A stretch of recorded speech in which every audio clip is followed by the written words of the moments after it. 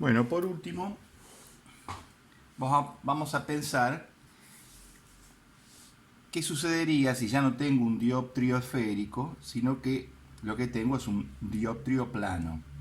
El ejemplo más común es la superficie interfase, que puede ser la que encontramos en un lago, por ejemplo, donde tenemos en la parte superior aire y en la parte inferior agua.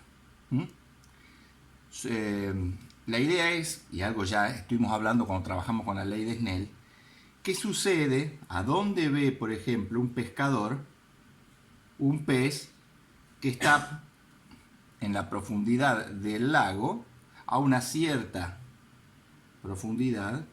Eso lo llamo la distancia objeto. Y a dónde lo alcanza a divisar o dónde cree que está ubicado el pez en forma errónea un pescador que está sobre una canoa viéndolo desde arriba de la superficie del agua, parado arriba de una canoa. El pescador va a creer que está ubicado en un lugar donde realmente no está. ¿Eso por qué va a ocurrir? Va a ocurrir porque el rayo incidente va a tener una refracción al pasar por la interfase. Supongamos que por aquí es donde llegan los rayos y ve el pescador la ubicación del pez. ¿De dónde sale el rayo de luz? El rayo de luz siempre sale del objeto.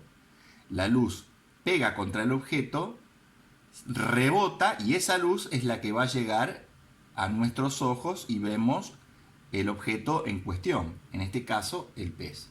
Entonces supongamos, esto es agua y esto es aire, el índice de refracción del agua es mayor que el del aire. Entonces si este índice de refracción es mayor que este, ¿qué sucede? El ángulo de incidencia, que va a ser el que tenemos en el agua, va a ser menor que el ángulo de refracción, que es el que va a aparecer en el medio aire. Supongamos que el rayo parte del pez, llega a la interfase, acá tenemos la normal a la interfase, y allí es cuando vemos que ese rayo se refracta llegando a la posición de la visión del pescador. Este es el rayo que sale del pez y que se refracta en este punto que vamos a llamar punto P. ¿Esto qué sería? Esto sería el ángulo de incidencia y el ángulo de refracción. ¿A dónde podría ver el pez el pescador?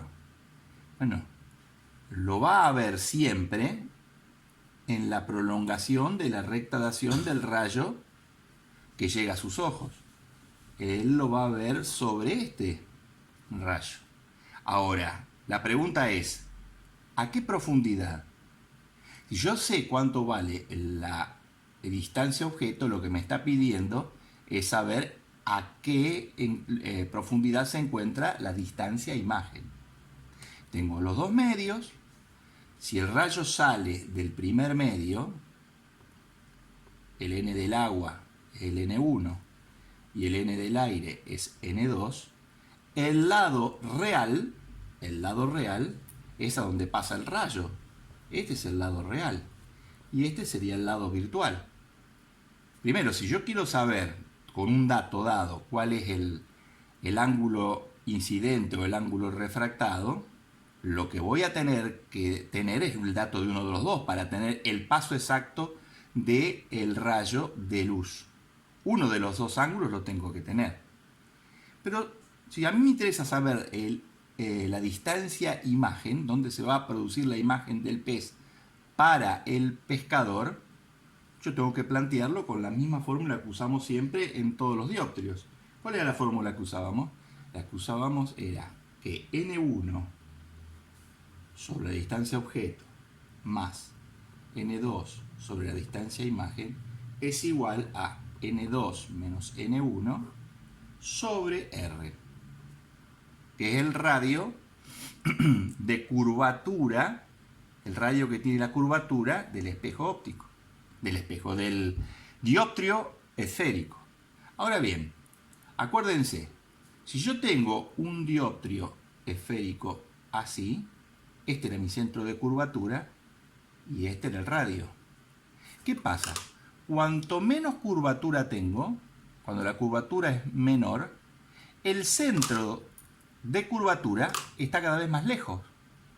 Es como si yo agrandara una circunferencia, el centro está cada vez más lejos de la curva, te estoy diciendo en ese caso que el radio es cada vez mayor.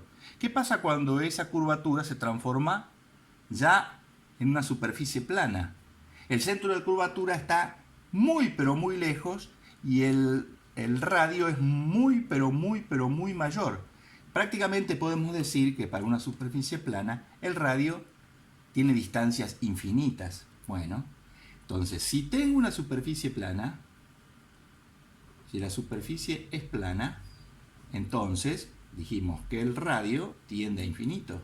Ahora, si el radio tiende a infinito, un número cualquiera dividido un número muy pero muy grande, todo este cociente tiende a cero. Entonces lo que yo tengo es que n1 sobre O más no sobre I es igual a 0.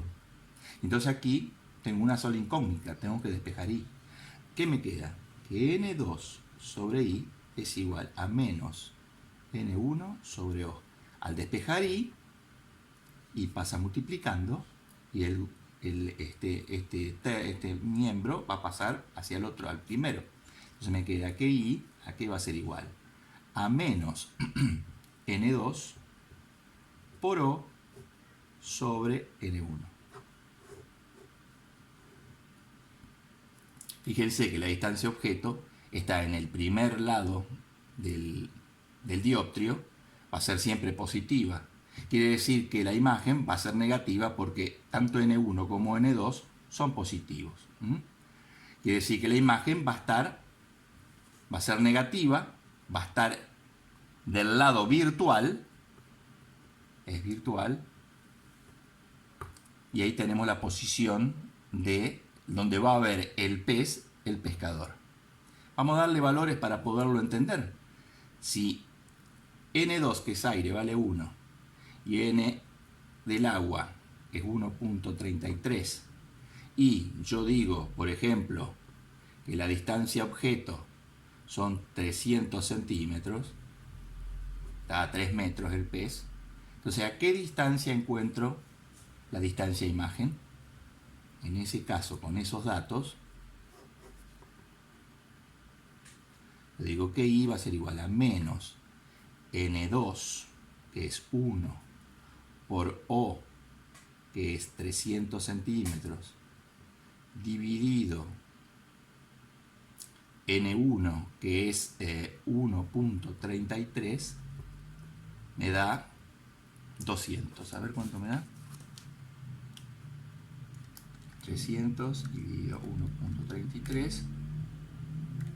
No, 225,5. 225,5 centímetros negativo es I. En ese caso, ¿a dónde lo va a ver al pez?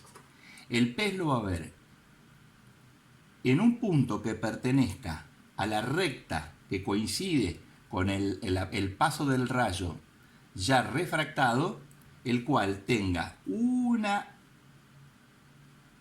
distancia desde ese punto al el pelo de agua igual a 225,5 centímetros.